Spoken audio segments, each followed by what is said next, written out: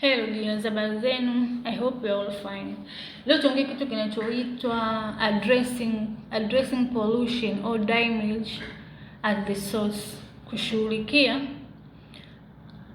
uchafuzi wa mazingira katika eneo origin place, yani katika eneo ambalo maybe ndo taka inazalishwa. Addressing pollution or damage of environmental damage at the source, kushughulikia tatizo la kimazingira au uchafuzi wa mazingira pale chanzo chake kinapoanzia. Hii environmentally imekaa kwa namna ambayo tusisubiri kwamba tatizo la kimazingira limekuwa kubwa au uchafuzi wa mazingira umekuwa mkubwa ndio baadaye uje usafishe au baadaye uje ufanye nini, uje uchukue hatua. Unatakiwa ushughulikie at the source. Kwa mfano maybe katika viwandani kule wanazalisha kwa kutumia vitu ambavyo muda mwingine ni toxic. Kwa hiyo kuna ule moshi unatoka. Ule moshi unatakiwa wafanye purification au purify before haujatoka hewani. Yaani kwa sababu ule moshi unakuwa umecontain a lot of toxic material, vitu vingi ambavyo ni sumu. Hasa ili wasipollute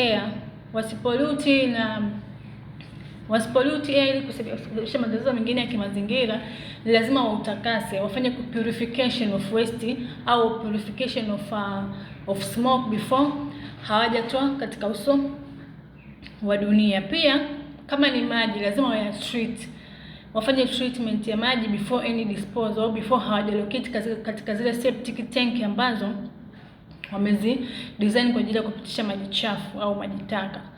Kwa imagine uchafu ni mkubwa, lakini bado wana-treat ili kupunguza madhara yatokanayo na uchafu ule. Hiyo ndio inaitwa addressing problem of pollution at the source. Then hata katika mazingira ya kawaida unaweza kukuta maybe toilet bomba limepasuka. Instead watu waanze kutreat ule uchafu usispread katika jamii, wanasubiri maybe mpaka magari yanayosafisha yaje, kitu ambacho tayari kimeshakuwa kimespread kwenye mazingira na kimeleta milipuko ya ugonjwa. So we have to address problem pale tu tunapoona kuna any leakage ambao unahisi maybe hii itasababisha uchafuzi wa mazingira. We have to treat it at the source, at the origin point.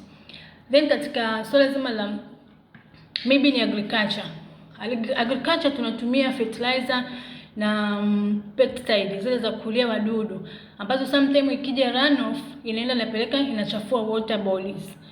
So katika agriculture pia tunatakiwa tutumie maybe ni manure ile ambayo inakuwa produced by mifugo, ile ambayo kidogo ina reduce pollution, na ile pollution inakuwa directed, inakuwa maybe ikitokea runoff inaenda direct to water bodies, kwenye vyanzo vya maji. Then maybe katika maeneo ya tunapokuwa tunatumia nishati pia tunashauriwa sana tutumie nishati ambazo ni renewable, kutoka sasa kwenye hii ambayo ni nishati ambayo ni chafuzi. Kwa mfano fossil, ile unapoburning ile fossil fuel ile inachafua hewa, ile smoke ni hatari, ikirudi baadaye it lead to acidic rain or lead to other pollution in the air. So we have to move from ile burning of fossil fuel to renewable one, ambayo kidogo ina reduce impact on the environment. Yes, we have to address environmental pollution at the source rather than kuaddress au kumitigate.